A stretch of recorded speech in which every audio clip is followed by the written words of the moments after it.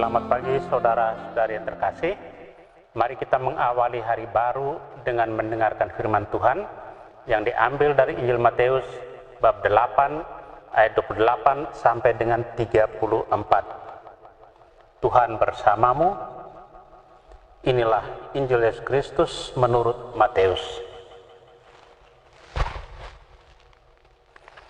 Pada suatu hari Yesus menyeberang danau Genesaret dan tiba di daerah orang Gadara. Maka datanglah dari pekuburan 2 orang yang kerasukan setan menemui dia. Mereka itu sangat berbahaya, sehingga tak seorang pun berani melalui jalan itu.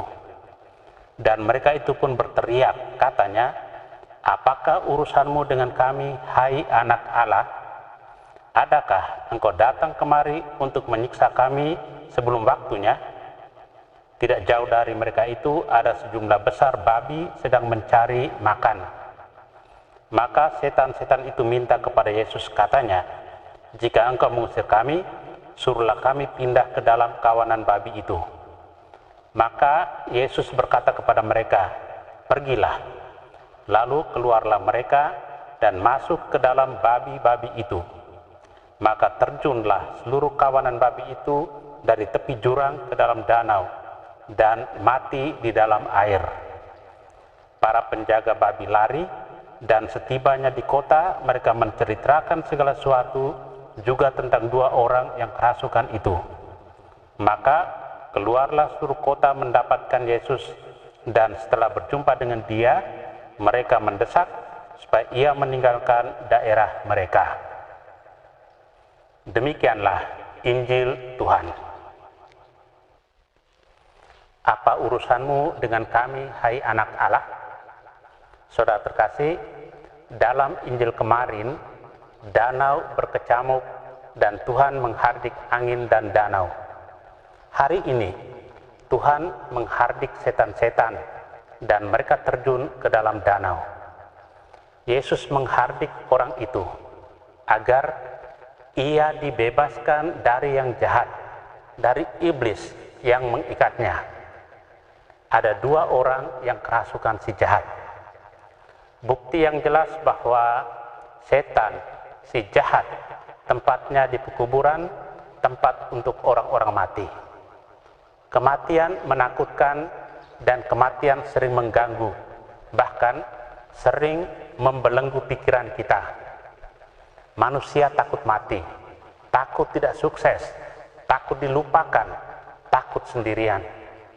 Tanpa sadar, setiap saat kita dibelenggu, dirasuki oleh kematian.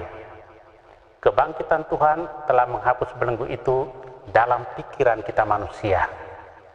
Iman kita mengajarkan bukan kematian yang ditakuti, melainkan harapan akan hidup baru. Setan-setan yang tinggal di pekuburan itu mengenal Yesus dan datang kepadanya. Terhadap terang yang datang menemuinya, setan tidak dapat menyembunyikan diri. Mereka bahkan mengenal dia dan mengakui dia sebagai anak Allah. Matius penginjil mengatakan ada 2 orang yang kerasukan, sedangkan Markus mengatakan hanya 1 orang kerasukan. Apa maksud Matius di sini? Orang kedua itu adalah pembaca Injil itu, saya dan engkau. Kita sering dibelenggu oleh rasa takut akan kematian, dan ketika itu kita berada dalam dunia orang mati. Dalam berhadapan dengan sinar, dengan terang Yesus, kita mempersoalkannya dan berkata, "Apa urusanmu dengan aku?" Kita takut disinari oleh terang firman Allah dan ingin menutup diri dengan memelihara penyakit-penyakit kita. Setan percaya dan mengakui Allah. Sebuah iman yang diucapkan tapi tidak berbuah dalam hidup dan perbuatan. Bahkan dalam permohonannya, setan meminta agar Yesus menuruti kehendak mereka. Saudara, mungkinkah dalam hidup kita memiliki iman sebagaimana setan itu? Dalam doa-doa kita, apakah kita pernah mengatur agar Tuhan mengikuti kehendak kita? Mari Kita mohon rahmat keterbukaan hati agar Tuhan menyembuhkan kita dari penyakit dan belenggu yang mengikat dan dari sikap yang memenangkan kehendak diri sendiri. Amin. Marilah berdoa. Tuhan, terima kasih atas anugerah hari baru. Terima kasih atas perlindungan malam tadi. Terima kasih atas kesehatan badan dan jiwa. Tuhan, kami sadar bahwa betapa banyak setan dan betapa kuat mereka ingin mempengaruhi kehidupan kami.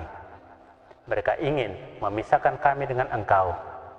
Mereka menggoda dengan berbagai cara yang menggiurkan.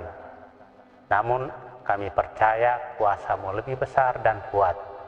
Perkenankanlah kami berlindung padamu.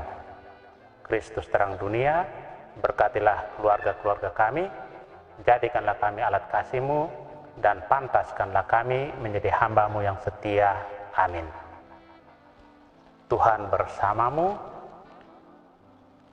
Semoga keluarga-keluarga kita, orang-orang yang kita kasih dan doakan, seluruh aktivitas kita hari ini dilindungi, dibimbing, dan diberkati oleh Allah yang Maha Kuasa, Bapa dan Putra dan Roh Kudus.